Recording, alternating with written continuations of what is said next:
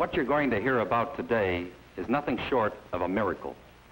It's dramatically new, made possible only through years of research, inventions, and innovations, coming from one record, one groove, picked up by one stylist. But isn't there something better? Make all conventional disc and cassette systems obsolete. It's dust-proof, scratch-proof, digitally recorded, read by a laser, and it's called the compact disc. It spans the globe like a superhighway. It is called Internet. With a click of the mouse, Napster allows fans to download virtually any song absolutely free. When you want to listen to a song today, you don't have to buy a copy or even download it anymore. Increasingly, you stream it. But convenience isn't everything. Sales are up more than 50% this year for vinyl records.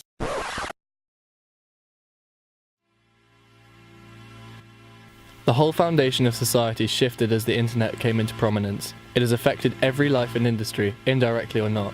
One of the first global industries that went entirely digital was the music industry. When the CD became standardized, it revolutionized the way that people would consume, produce, and distribute music forever. Vinyl were quickly abandoned as the CD rose, and even further when the digital download became the norm. Vinyl was written off as being a dead format. But then something strange happened that couldn't have been predicted. Vinyl sales increased, and they increased year on year. Supermarkets like Sainsbury's began selling LPs. HMV went from going into administration to being the second largest entertainment retailer in the UK within 4 years. Vinyl was seemingly killed off by the digital revolution, but it returned. Why?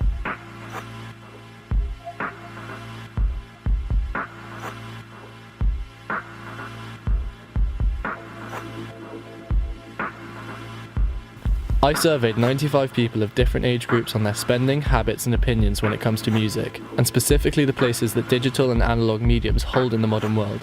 Participants' ages ranged from the youngest at 18 to the oldest, who was over 75. In doing this, I hope to get a clear overall picture on the modern person's listening and purchasing habits, but also to be able to divide my results generationally and see what the future may hold for the industry if young people continue their current habits. Alongside this research of consumers, I interviewed Mark O'Shaughnessy, owner of a local record independent store, to find out more in-depth answers on what the effects of digitisation have had on the analogue formats, good and bad. To understand analogue formats in a contemporary setting, it is also crucial to understand the digital technologies that seemingly replaced them. In this, it's crucial to understand the implications that CDs, digital downloads, streaming and piracy have had on the consumer's understanding of music. In doing this, I hope to expand further than academic literature, which due to the volatile nature of the subject matter, becomes quickly outdated. Instead, by talking to both those listening to music and profiting from it, I hope to make sense of the reasons vinyl returned, whether it's here to stay and why it left in the first place. Of the 95 participants surveyed, the largest age groups tied were those in the 18 to 24-year-old bracket and the 45 to 54-year-old bracket, each with 24 participants.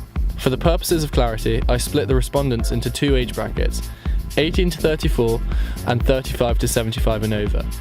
This split the participants into 41 people within the younger age bracket and 54 in the older.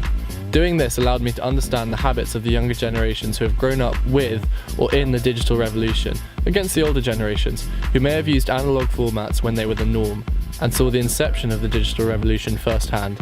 10 questions were asked in total, the first being their age range, followed by 6 multiple choice questions which asked about their listening and spending habits when it comes to music, followed by 2 opinion questions on the return of vinyl, and then whether they can see analogue formats like vinyl staying in the modern world. In doing this, I hope to reach a full scope of answers about their opinions on the state of the modern music industry, from the spending choices to opinions on the future. Firstly, participants were asked how often they listen to music, with over 90% of those surveyed in the younger age bracket responding that they listen to music at least once a day, and 1/5 estimating they listen to 5 hours or more a day. Compared to the older age bracket, over a quarter of those surveyed suggested they don't listen to music daily, and 11% estimate they listen to 5 or more hours per day. Next, those surveyed were asked which listening medium they use the most, with 60% of the younger generations using streaming services most frequently, compared with only 11% of the older generation. However, 77% of the older participants use radio mostly when listening to music, compared to 20% of the younger generation. To the question, how often do you buy music after listening to it on music streaming services, 75% of the younger group surveyed responded, not at all or not so often. And only one person, accounting for 2.5% of the younger age bracket, replied very often. 83% of the older grouping say not at all or not so often to purchasing music after listening on streaming services. However, 9% of the group responded that they would buy music very often. 26% of people between 18 to 34 buy music monthly or more. Almost a fifth, at 19% of those surveyed, responded that they never buy music, in both physical formats and downloads. 22% of the older generations responded that they buy music at least monthly or more, and 26% suggested they never buy music. When it comes to piracy, 63% of the younger age bracket suggest they never illegally download, and 7% illegally download monthly or more. However, 89% of people in the 35 to 75 age bracket say they never illegally download music, and only one person surveyed responded that they pirate music at least once a month. Surprisingly, 61% of the young group own vinyl. However, 14% of that group do not own a record player. Just over half of the older group surveyed, at 51%, own records, but 11% of that group do not own a record player. 95% of young people surveyed believe that records have a place of relevance in the modern world. But just over half of them believe the only place they have in a contemporary setting is with enthusiasts like DJs and audiophiles. Comparatively, 83% of the older grouping believe that records are relevant today, and 53% of that group believe that they're relevant outside of a professional or fanatic consumption. To those who believe that records have a place of relevance in the modern world were asked to answer in a sentence why they believe this. After reading through their responses, I compiled the frequency of words and created a word cloud in which the most frequently used words are the largest, and the smallest are less used. Words like quality, nostalgia, tangible, and history were used very frequently by respondents. The future of vinyl is seen to be positive by our younger survey group, with 56% believing that vinyl will continue to increase in prominence, or to increase and then plateau at a similar level. Of the older generation who completed the survey, 64% of them believe that records will decline again, and that return of vinyl records to the mainstream in its level is now temporary, and 2 surveyed believe that they will become completely irrelevant.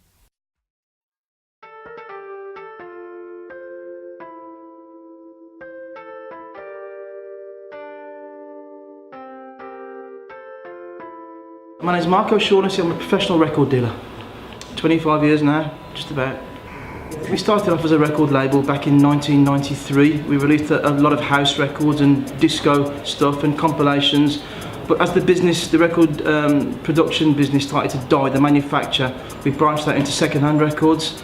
And I opened up the second-hand arm of the business, which is ongoing now. We started off by travelling a lot around the world, particularly the USA, buying up collections and records to bring back home to sell. Firstly via mail order list, snail mail, and then through the internet, now via Discogs principally, but also through our store.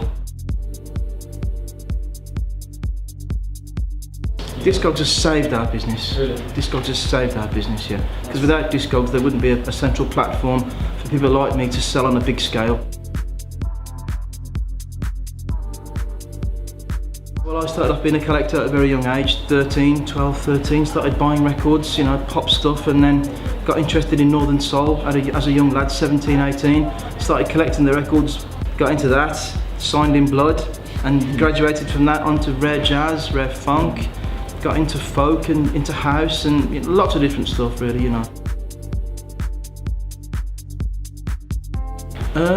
No, I don't think so, because records to me have always been a very special format, because I've always thought them as being very personal, and your collection mirrors you. So the records that you have inside your box at home, your special records, when you look at those records, they earmark your life, they give you a little journey through people's lives. And when we get collections in here every single day almost, I can almost tell you to the year how old people are, and what they've done, and where they've been, and where they've bought them sometimes, because you can just tell people's personality through the music that they buy.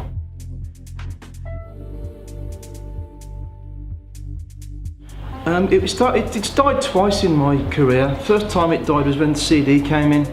It took a huge nosedive, and for a good 3 or 4 years we struggled to make a living. We literally, had to sort of pan around to find enough custom to sell stuff to pay the bills. But As people realised that the CD myth was a big lie and that the sound wasn't great and that they weren't indestructible, CDs took a nosedive. And then again, when the internet age started and digital came in, everyone was said, oh, it's the end of vinyl, vinyl's finished. We stuck with it and we carried on, we kept our shop open and we carried on working through it, and now we see that records again have overtaken digital again, and I personally will always see a place for record stores and hard copy in the retail world, because people like to own something, they want ownership.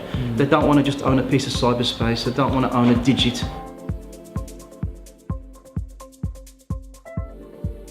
No, I don't think that's true, because retro and old tech are available anyway. I mean, you can always go out and buy an old record player, but it's not quite so difficult sometimes to find the music you want on vinyl, and that's part of being a person who looks after and finds a lot of records, because you have to dig them out. It's not like pressing a button on a computer and just getting anything you want. Look at a place like our store, which got about 10,000 records in. It's about digging through the store.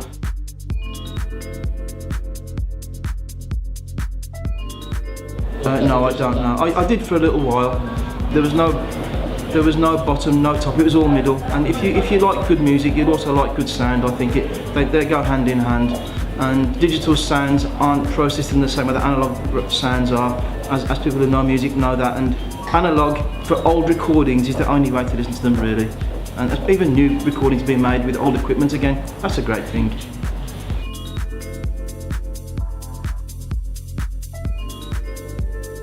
I would say to them to be careful with the records, treat them gently, buy a good turntable. There's no good buying one for 60 quid. If you're going to invest in your love, your music, your vinyl, it's best to go and buy something decent, that's got a good stylus on it, that will give the sound the correct reproduction that it deserves.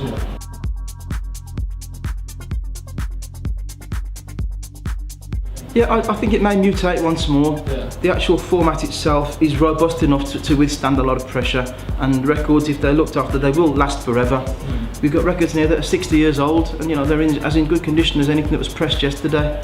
So yeah, I think that it's going to take a lot to get rid of records. So what do all these figures amount to? They show that millennials' listening and spending habits and the opinions they hold regarding music both clash and conform with that of the older generations, in some ways which might be quite surprising. The amount that young people listen to, in comparison with the older generations, is to be expected. A study held by the Entertainment Retail Association and the British Phonographic Industries surveyed 1,000 people and found similar results which correlate with my own. Where I found that 53% of 18 to 34-year-olds listen to over 2 hours of music a day, their slightly different age range of 16 to 34 also found that 53% of them listen to over 3 hours of music a day. Why young people may listen to much more music may be due to the way that they are exposed to that music. In my study, I found that young people use mostly streaming services, and older people use the radio mostly. Streaming services have allowed a wealth of music at the tip of the consumer's fingers whenever they can access the internet. Streaming services are fastly creating the celestial jukebox, which Burkhardt and McCourt describe as various systems whereby any text, recording, or audiovisual artifact can be made available instantaneously via wired and wireless broadband channels to internet appliances or home computers. It is no wonder that when music is so accessible and using technology that young people have grown up alongside, that young people listen to more music than ever. The effect of streaming services becomes especially apparent when you compare the listening habits against the spending habits of these different age groups. If my results are indicative of the wider social picture, then we can see that streaming services have made music far more consumed, but not made it that much more valuable. Young people buy music monthly only 4% more than their older counterparts, and 7% less of the young age group never buy music. However, 2017 saw the biggest rise in music sales since 1998, and as the BPI reports, more than half of all albums sold and listened to were streamed. However, promising as it may sound, streaming services pay small amounts, with companies like Spotify only paying 0.38 of a cent per each play of a song. Digitisation has been the cause for music to be consumed more than ever, but it has allowed music to be more easily consumed without purchasing. Anti-piracy consulting firm Muso reported an increase in piracy from 2016 to 2017. Young people are pirating music more than their elders. This may be because the most common form of consuming music is through the internet, Moreover, Matthew David sees the war on piracy as the way for the industry to instead keep its monopoly power on the tumultuous digital music industry, stating that industries and genres now seeking to protect intellectual property rights from younger actors themselves rose to success by disregarding the monopoly rights claimed by those that were dominant before them, and the natural progression of things is to rebel against the norm. Of the 41 young participants, 25 own records and 19 own record players. The reasons for vinyl returning to the mainstream is a confusing one, with many different opinions.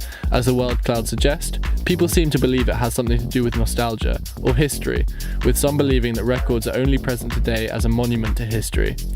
Anders Jordbreck states that there is a growing love for retro aesthetics in popular culture and the love of old technology. He believes this love for retro is the cause behind the vinyl resurgence, saying, "The way the record player colours the sound of the vinyl does undeniably conjure associations with previous decades." The idea of vinyl seems to conjure up this feeling of nostalgia and warmth in those that listen to it. The survey results seem to prove this notion. It's undeniable that people feel some sort of familiarity and connection with records, but vinyl sales are increasing year on year and have experienced growth for the 12th year in a row. Nostalgia is a novelty feeling. It is transient, and it should fade as people become used to the things that they were nostalgic of. However, vinyl has become so present in contemporary culture, and its sales continue to increase. Bartmansky and Woodward adequately describe the resurgence of vinyl as being about the rediscovery of engagement, sensuality, coolness, care, ritual, and specific auditory experience. Through my research, I have found that young people are listening to music more than ever, and the music that they are listening to is not always digital. People are accepting analog formats back into their lives, and they think that they will stay.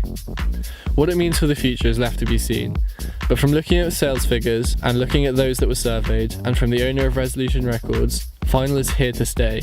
It's a robust format that's being appreciated again, and it will stay in our homes. Patrick Burkhart believes that the music industry is taking more away from consumers in order to control the sharing of music, and he believes there needs to be a movement to continue the access and participation in shared music cultures.